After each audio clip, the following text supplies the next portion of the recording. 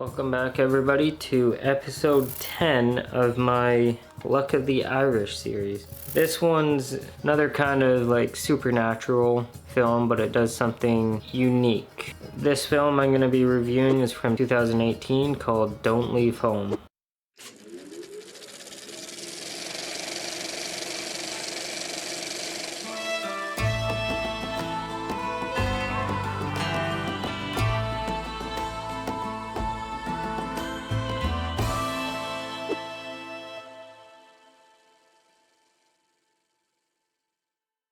Basically, this film is almost like it focuses on an Irish urban legend. Within the film, I'm not sure if it's an actual urban legend, but it's basically about an American artist's obsession with a disturbing urban legend, which leads her to an investigation of the story's origins at the crumbling estate of a reclusive painter in Ireland. The opening narration of the film is, I would probably describe it as thought-provoking. At least it was for me.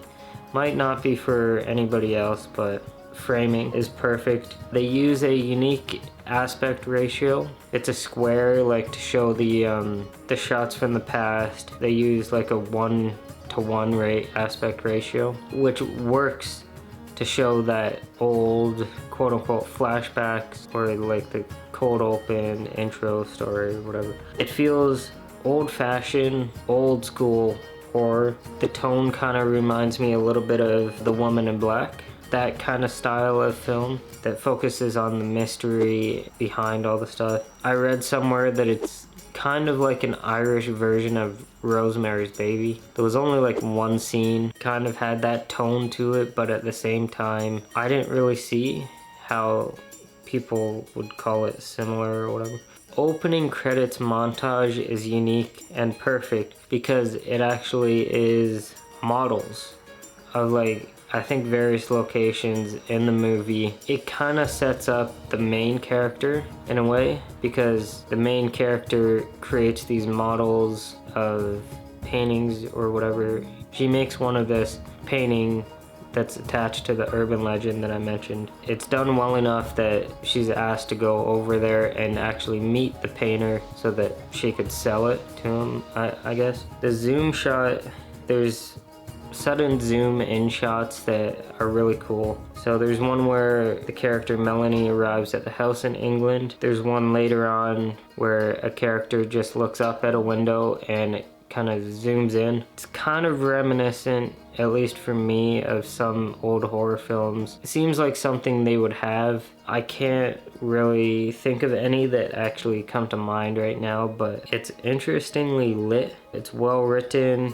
acting is good, the editing is pretty good as well. Everything just flowed well, pacing was very good. I don't think I have any issues with the film, although if I had one, it probably wasn't as good as it could have been, but a lot of movies are kind of like that, so I wouldn't even say that's a negative. So there's a scene where the character Melanie is looking out a window and there's transition shots, and just the way that everything's all faded and blends together, it just works so well. The music is very good. This film also has like an ominous tone to it, which is good. Just might not be as ominous as it probably could have been, and that's probably the only issue. The mystery though was very well executed and thought out. Addition of this elite group of people that bid on these paintings where people actually disappear from the paintings that the former priest paints.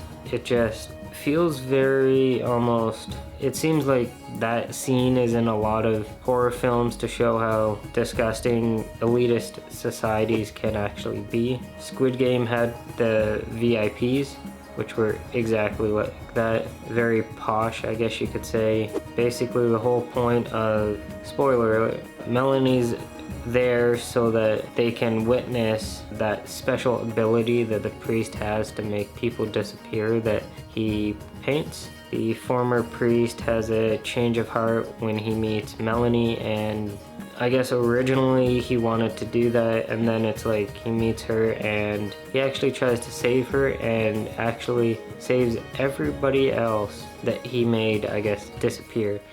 I won't spoil that part for you. If you want to know what he does, you can probably figure it out by his special gift. If I had to give this a rating, I'd give it a 9.7. Wasn't as good as the last two films. It was still a really good film. I did watch it on Amazon Prime, but it was very weird because I guess it's a Shudder exclusive film, but it's not on Shudder Canada. It was very weird watching it on Amazon Prime when it said Shudder on it, even though it wasn't Shudder. Almost like it was they forgot to cut that whole thing, like they recorded it, put it on there, and forgot to cut that piece out, or just put the actual movie on it and not like the Shudder intro. I've seen another movie that's kind of like that, but it's a bootleg DVD of a Netflix film. It was a very convincing bootleg, but they forgot to cut the Netflix end at the end of the credits. I highly recommend it if you get a chance to watch it, wherever you end up watching it. Give this video a like and a subscribe if you're new, and stay tuned for more reviews. I got some interesting films coming up, so stay tuned for those. See ya.